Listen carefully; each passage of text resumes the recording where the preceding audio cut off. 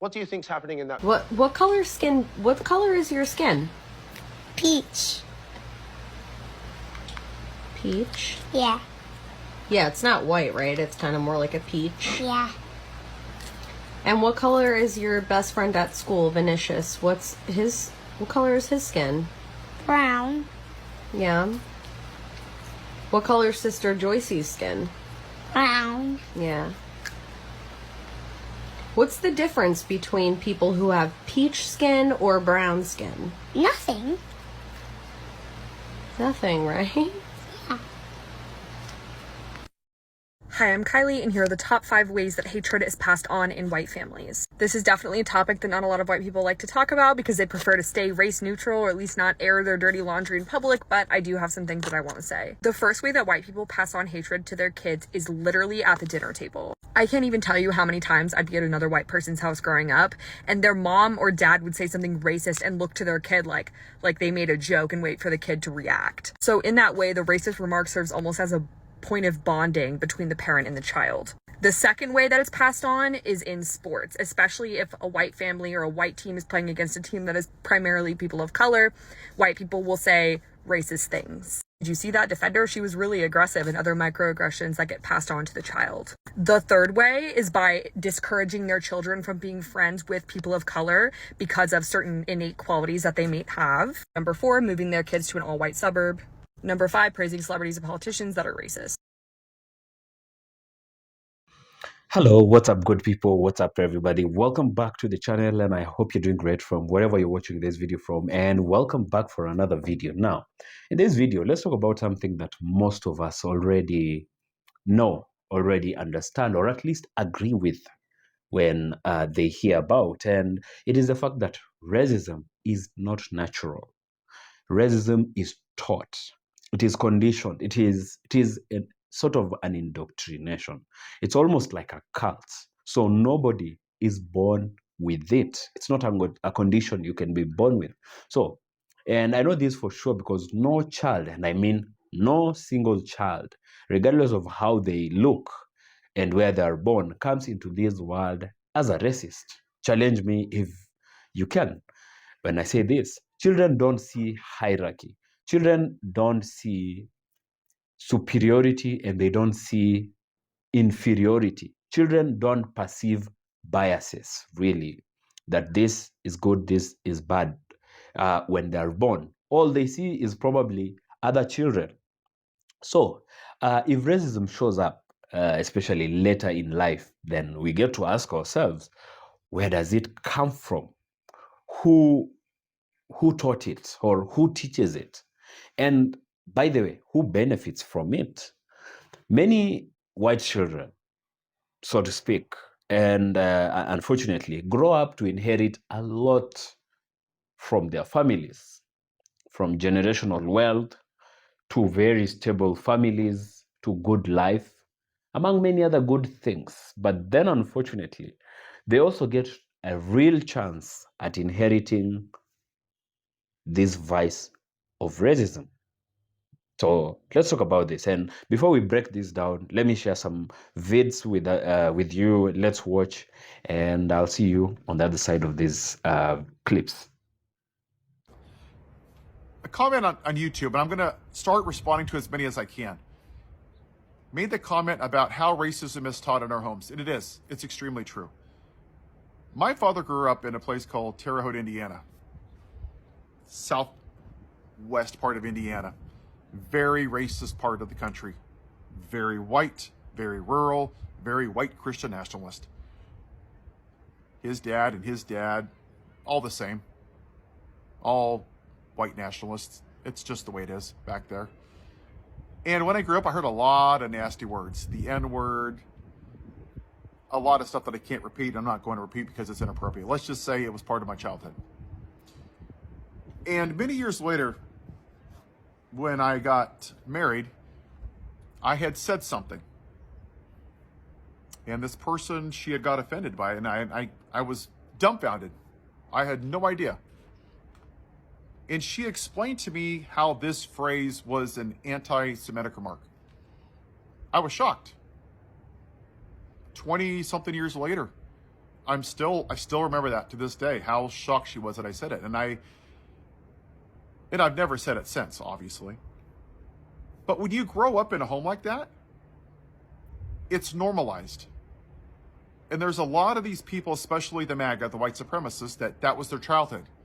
And they saw it from their uncles and their great uncles and their dads and their grandparents and their great grandparents and their photo albums and the censuses where it had like people and then non-white people on censuses where it had black people as property on wills. It's all they knew. But it's also a choice. There's a story I heard a long time ago about two brothers that grew up in the same home. One of them was very abusive. He was an alcoholic and he beat his family. And the other brother was very successful, had a loving marriage, and was a great dad. And this reporter just couldn't figure out, how did he turn out this way? I mean, they grew up in the exact same home. It doesn't make any sense. So she did an investigation on it. Interviewed them both. She asked the first brother, how did you turn out this way? Why are you so abusive and everything? And he said, well, my dad was an alcoholic and he used to beat us all the time. And she went to the other brother, the brother that was successful and had a healthy marriage and was a good dad. He said, how did you turn out this way? And he said, my dad was an alcoholic and he used to beat us all the time. One brother used his childhood as a stumbling block and the other as a stepping stone. And I chose, as I became older, to use it as a stepping stone. It's a choice. When I was older in life, older, I'm 48 now, a couple years ago, as I was older from a child, my dad was having heart surgery. You don't know how those are going to go. So I went out there and we had discussed his racist comments, his anti-Semitic remarks growing up. And I said, I can't believe you use that kind of language around me. What kind of person does that? And he said, that's the way that my dad raised me. And I said, you know what? You're, 67 years old. When are you going to grow up and be a real man and take responsibility for your actions? Your dad's been dead for 20 years. He's 6 feet under the ground, and you're still blaming your dead daddy for who you are today. And the difference between you and me is that I've chosen a different path. I've chosen not to be like you. And you've chosen to continue to be like your dad. How we grew up, we can't change. We can't change the hand that we're dealt. We can't help our childhood. But we can change course. We can choose a better path. And I hope that story helps. Because we don't have to be this way personally or as a country. And I'm going to keep telling these stories because the only way that racism is going to end in this country, if white dudes like me keep telling these stories, because we're the ones that benefited from this country since 1787, and we're the ones that benefited from us now. And we have to be better. I can't change the way that things have been, but I can sure as hell promise you that I'm going to do whatever I can with as many followers or as little followers as I have, even if it's one, to speak up for what's right. I'm going to choose a better path. Are you? 5 years ago, I was scrolling on Facebook and I came across a post from a girl that I used to be best friends with when I was in the first grade. And the post said, "What is your earliest childhood memory of experiencing racism?" And she said, when I was in first grade, my best friend came to school one day and told me that she could no longer be my friend because I was black. My heart broke into a million pieces when I read that, and it really, really hurts to know that something so traumatizing and awful that happened to her as a child is attached to me, even though that was not something that I did, something that I wanted. I loved her. She was my very first girl best friend, and that was not a decision that I made. My dad called the school, and it was such a huge ordeal. He tried to get me put in a different classroom away from her, and I can't believe like that something so evil and terrible that happened to her, like her very first time ever realizing that she's going to be treated differently because of the color of her skin, has my name attached to it. The way that my dad even found out about that is my earliest childhood memory. I don't remember anything else before this day. I was sitting at the dinner table with my family, and I would talk about her, but I would never say her name, or I would use a fake name. My mom knew that I was friends with this girl and that she was black, and she would tell me, like, never tell your dad. And we're sitting at the dinner table, and I accidentally slip and say her name, and my dad looked at me, and he was like, is she black? And I said yes, and he slapped me across the face. That was so scary. I was terrified. I grew up in a household where we couldn't watch TV shows that were black. Like, I didn't watch That's So Raven. Like, I wasn't allowed to watch The Proud Family. I loved Little Bill, but I wasn't allowed to watch it. And so it would come on half hour before my dad came home from work. And if he came home even like a little bit earlier, I would have the remote ready in case like he walked through the door, I could change the station. I had to pretend like Jump In wasn't my favorite movie, because my dad would have beat my ass. I hid everything from him. He has no idea who I am to this day. Like, I never was ever transparent with my dad about anything. I continued to hide everything from him my entire life, and it's really crazy. I have 2 parents on this earth that are alive and breathing and don't know me or anything about me.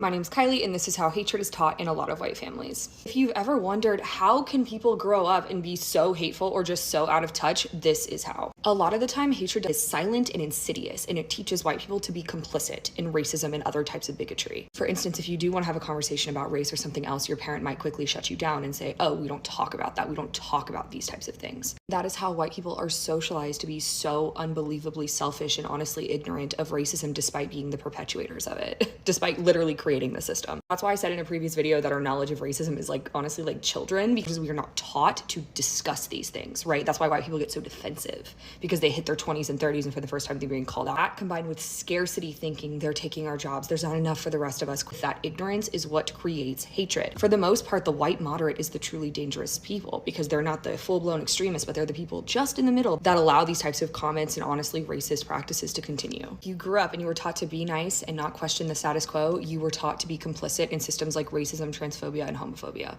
Inheriting these mindsets, right? I don't necessarily think that white people as a whole inherited this hatred toward other humanity, but I do think that to a large extent it was taught to white people, you know, because when we're born, we're like a sponge. A baby is like a sponge, and it has to take in all the information it has to survive this world. So, you know, constantly putting in harmful ideologies of black people are dangerous and black people are this and black people are this, and repeating it constantly, especially when you're in that sponge age, you're gonna start believing it. So I was in the position where I was placed in choose between your people and choose between black people. And I think that's the problem white people have. They think when you stand up for equity, equality, it automatically means you're against white people. I learned that racism is passed down generationally, so it's internalized, which makes sense. I was walking home, it was late at night, and this black guy walks towards me, and instinctively, I grab my purse, even though logically, I know he's not for sale.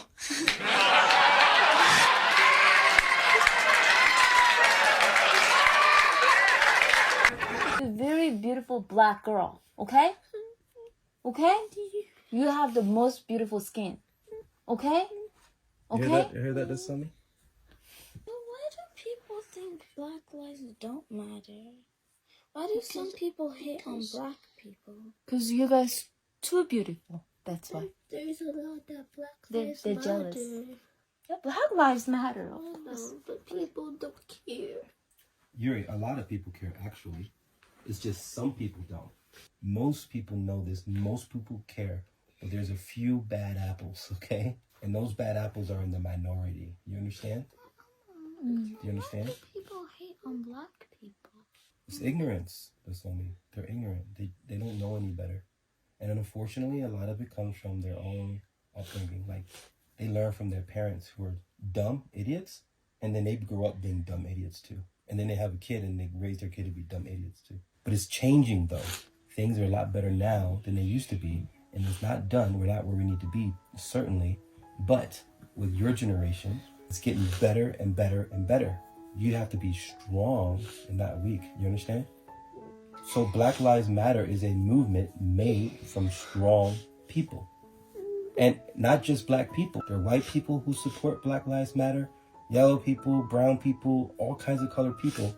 It's not just black people fighting for Black Lives Matter. It's everybody fighting for Black Lives Matter. You understand? So don't look at it as a racial this. There's most people are in support. You understand? Most people are good. Oh, well. So, racism does not come from birth. We can all agree on that. It is from programming. It's taught. And let's start with the truth that many people don't want to actually confront, that racism is a social technology. It's taught, and it is taught intentionally, sometimes, and in many cases, through family conditioning, school systems, media, historical misinformation, political narratives, and also through cultural silence or through silence. Sometimes you can teach something by not talking about it. So silence, they say silence is also a kind of communication. Because if you don't tell your child doing 1, 2, 3 is bad, then they might as well grow not knowing that 1, 2, 3 is bad. So a child doesn't just wake up one day believing another human is inferior or superior. That is given to them. That is modeled to them. That is actually reinforced. It is a reinforcement that comes from around them. When white parents and white families cross the street and they clutch at their purses, at their bags, or speak in a coded language, around black people and people of color, children see that and they absorb that. Sometimes you might not realize, but children observe. They're very observant. When textbooks erase black genius and exaggerate white heroism, or how they even portray whatever that they give your children in, the children in the books, children learn, they see, they observe, and they absorb that, they take in that. When media constantly links blackness with danger, children absorb that as well. They observe and they take it in. So racism is not inherited biologically, it is socially inherited. And that's very different. So you're not born, you acquire it along the way. Now, something else, saying white people are racist does not automatically mean white people are bad. And this part, many people misunderstand. And sometimes I think they choose not to understand what this is supposed to mean. When we say white people are racist, it does not mean each individual white person is sitting at home hating on black folks. Really, racism is not only about intent, it is also about participation in a system. Okay, so white people are socially, or we can say they are socialized into a system that centers them, that protects them, that benefits them, and without them having to really even think about it, they are cushioned by that system. And now that this gives rise to 3 categories of people. Some don't recognize the system. The system is there, but they just are ignorant about it. Some recognize but ignore, and some are fully aware. They benefit from it, and they absolutely then refuse to challenge. Why? Because of the benefits, of course. So, key point here is refusing to challenge a system that harms others is what makes behavior racist. And not necessarily bad in moral terms, but harmful in practical terms. Right? So, it's like being in a burning building and choosing not to sound the alarm because the fire isn't in your room just yet. So the difference between being racially conditioned and being a racist here is that a white person raised in a racist culture is racially conditioned. Even if they don't consciously hate anyone, but when that person refuses to learn, refuses to listen, refuses to stand against injustice, which many do, or becomes defensive anytime racism is mentioned, then that conditioning now becomes participation in the system.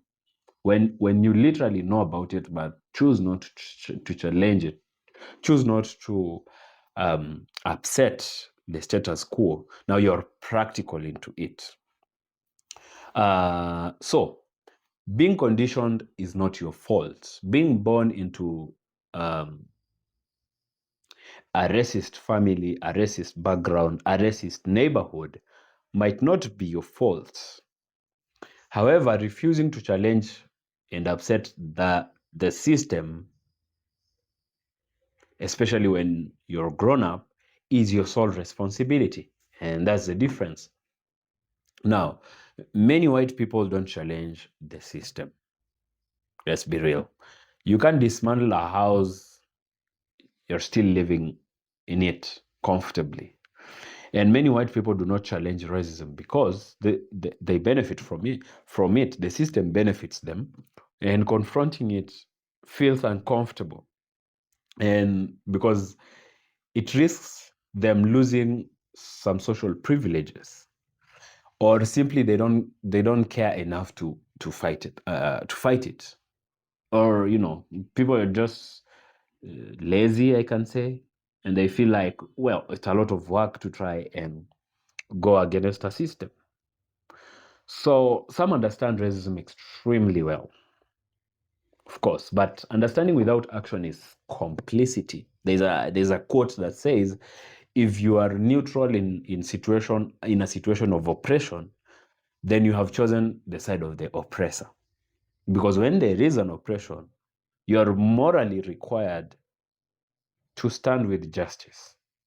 If you choose to just say, well, I'm not taking sides, then you have watched oppression take place, and so you're complicit to the oppression. Now, something else we need to also talk about is that racism needs silence to survive. Yeah. And that's why it's still here today. Racism survives because of silence, denial, minimization, and the comfort of neutrality. I don't oppress. I'm not oppressed, so I'm not doing anything. That's the comfort of being neutral. However, it's a system, so you're benefiting from it.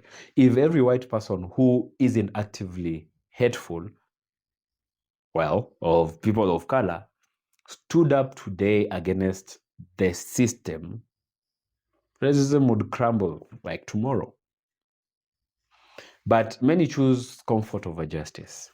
That's the truth. And that's why when we talk about racism, we talk about the system, not individual personalities. You cannot minimize it into personalities because it's bigger than that. It's an entire system. It's school, it's politics, it's the criminal justice system, it's everything, it's policing, it's housing. All of it is corrupted with racism. So it's more than just one person. Now, the truth is you can be a nice person and still uphold racism. Unfortunately, you can smile at black people. You can say I have many black friends, while still benefiting from anti-black structures. So this is something like, I'm trying to say, kindness does not undo complicity. You can be kind, you can be good and smiling at black people, but as long as you're not doing anything against all this, against the system, then you're complicit. You're like technically part of it. So yes, racism is taught, it is conditioned, it is a deep indoctrination. Because it is taught, it can be unlearned. If you learn something, it means you can unlearn something. And the real test of character is not whether someone is not racist, but whether they are actively fighting against it at any given chance. Yeah, so that is something I had for you for this video. I hope you learned something, you agree with me, or if you disagree, let me know what you think in the comment section below. Share with me your thoughts, your opinions in the comment section below as well. And give this video a thumbs up if you like it. Go ahead and share it, and subscribe to this channel if you haven't and you like what we do. So I'll see you in the next video.